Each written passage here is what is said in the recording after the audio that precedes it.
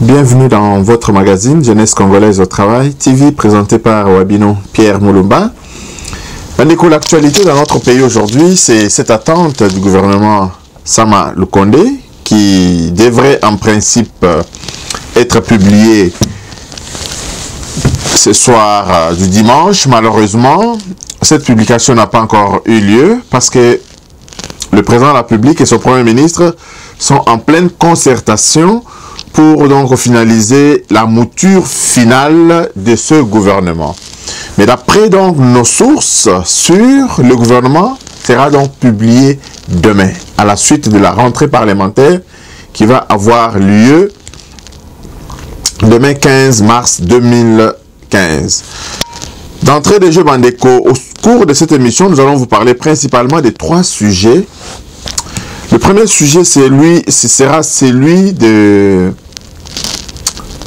nos forces armées en Ituri, qui sont en train de faire de très grandes avancées à la suite de l'acquisition de certains matériels de guerre qu'ils ont acquises, et ils sont en train de mettre nos ennemis en déroute.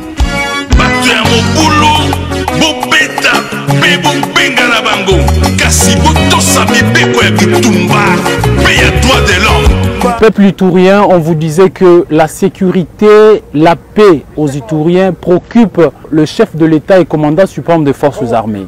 Là, nous sommes en direct de l'aéroport de Murongo. Donc, nous sommes en pleines opérations. Bientôt, vous allez voir l'appui aérien. Le peuple iturien va savoir que la sécurité, c'est l'affaire de tout le monde. Voilà la raison pour laquelle, aujourd'hui, le ciel de Bunia sera envahi par les avions de chasse de forces armées de la République démocratique du Congo. C'est pour appuyer les opérations contre tous les groupes armés qui sont encore hostiles au processus, et tous les groupes armés seront traqués. Ceux-là qui ne voudront pas déposer les armes, ils seront traqués comme jamais auparavant.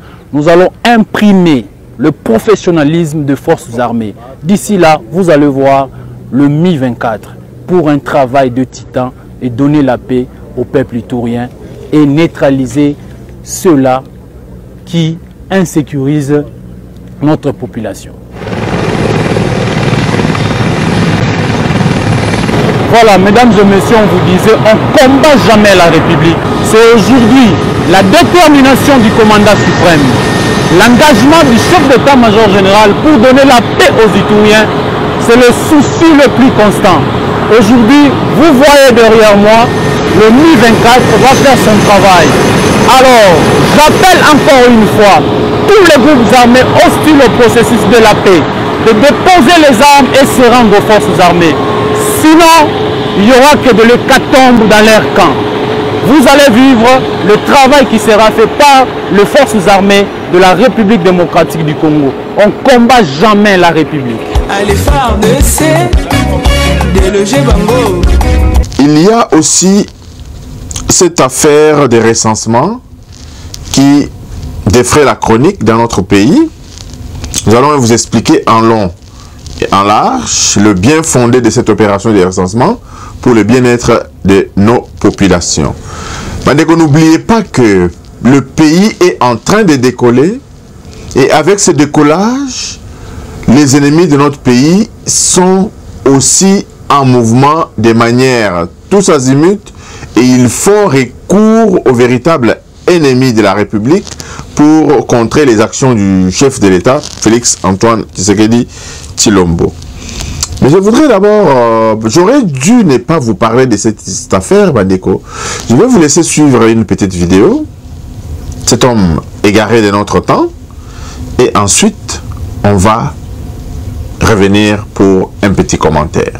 Bolanda. Action spontanée. C'est pour cela Nazali qu'on proposé Félix doit être assassiné.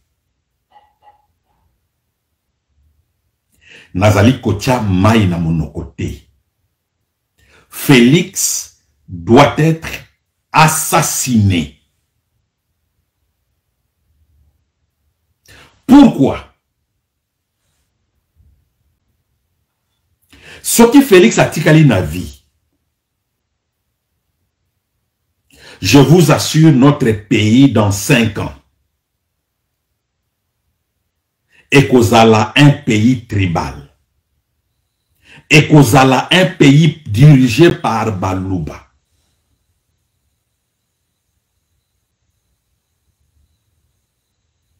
Merci na Satan.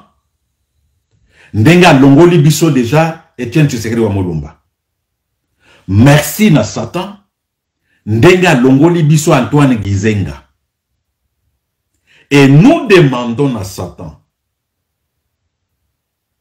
à Longola Félix. Ba leader oyo nyonso tribaux. Il faut se débarrasser na bango. En commençant par Félix. Lelo oyo soki bozali ko comprendre makambo nazo lobate. Après 5 ans, boko kalisangai. Vous avez vu à la suite de cette déclaration de ces messieurs que si vous êtes d'avis avec moi qu'il y a beaucoup de criminels en liberté, ça n'est une. Et ce monsieur est égaré de notre temps.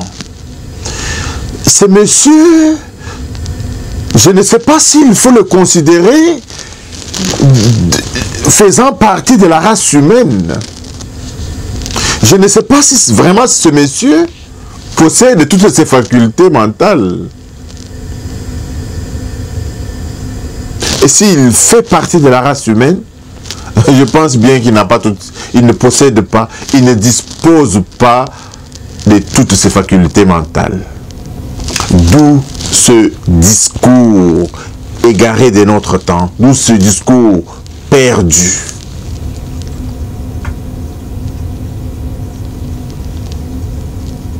Le président Félix Antoine Tshisekedi a le mérite d'avoir prouvé au monde entier que c'est un fils du Congo.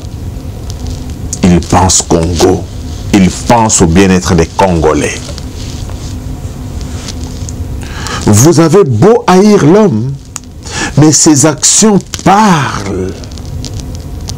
Ses actions parlent. De la manière dont le président est combattu, je pense que tout homme est pris de paix. Et le bon sens comprend que notre pays était sous l'emprise du mal.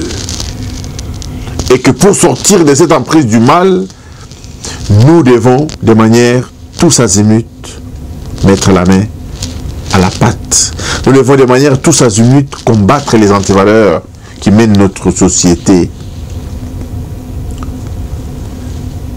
Les déclarations de ces messieurs sont de notre âge.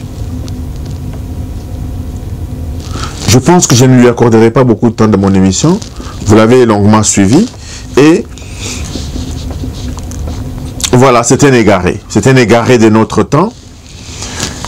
Ma question est que ce monsieur peut-il vraiment se considérer de la race humaine quand il se reconnaît encore dans son ethnie, quand il se renferme encore dans le carcan de son ethnie tribale, quand il vilipende les autres ethnies? Je me demande si ce monsieur fait partie de la race humaine. Et une bonne nouvelle, Bandeko, est que il y a la franchise de McDonald's qui va s'installer bientôt dans notre cher et beau pays, en commençant par la ville de Kinshasa. C'est même l'objet de notre émission d'aujourd'hui. La franchise de McDonald's a tenté à plusieurs reprises de vouloir s'installer dans notre pays, mais à cause de l'instabilité, à cause de l'invisibilité de où allait le Congo, cette entreprise multinationale n'a pas pu s'installer dans notre pays. Mais aujourd'hui, les tractations sont très avancées pour que cette entreprise s'installe dans notre pays.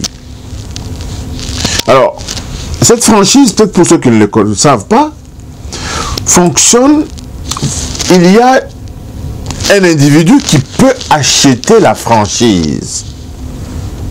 Ça veut dire qu'il achète l'emplacement de l'entreprise McDonald's et commence à exploiter.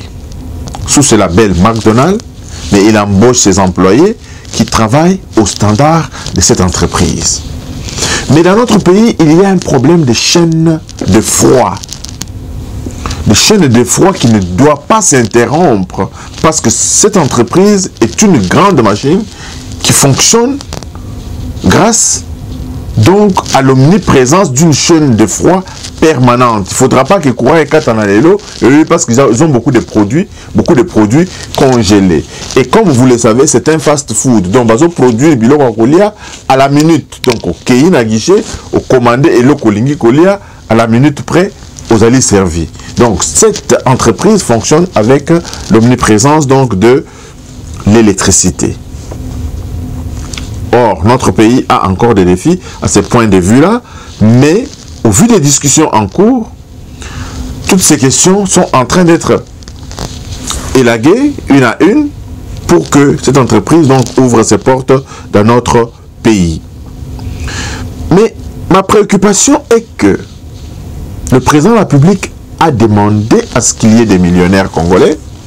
Je voudrais demander aux instances de décision de veiller à ce que ces franchises ne soient vendues véritablement qu'aux Congolais, à ceux qui sont régulièrement installés dans notre pays et à ceux qui, aux autochtones congolais, sans basculer dans une quelconque division. Mais nous disons que pour être investisseur dans un pays, il faudra apporter des capitaux. Tu ne peux pas venir dans un pays, commencer à vendre comme les autochtones. Et tu te dis investisseur. Il faudra que Congolais, parmi les Congolais, il y a aussi des expatriés qui se sont naturalisés congolais. Donc c'est des Congolais que je parle.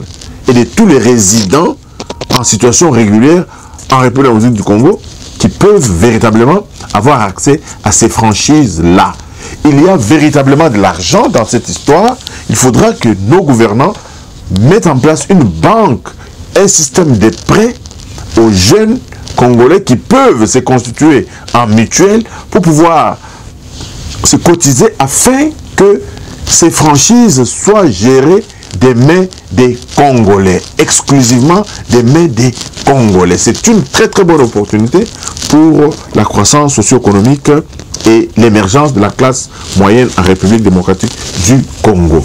Donc, l'avènement donc du McDonald's dans notre pays est une très très très très bonne chose pour la jeunesse congolaise qui peut donc se lancer en affaires. Une autre question dont je voulais vous parler, c'est la question des forces armées Nabiso, Ituri. Ils sont en train de faire vraiment du bon travail. Bandeko Nabiso la Est connaîtront très très très prochainement et très bientôt une paix. Parce que Masoda Nabiso, Bazali Kosala, sous l'impulsion du président de la République, qui a mis suffisamment de moyens donc à leur disposition. Encore une fois, Bolanda, déclaration, il y a Moko, il y a porte-parole, il y a forces armées na biso, Nenge Azaliko Yebisa Biso. Bolanda.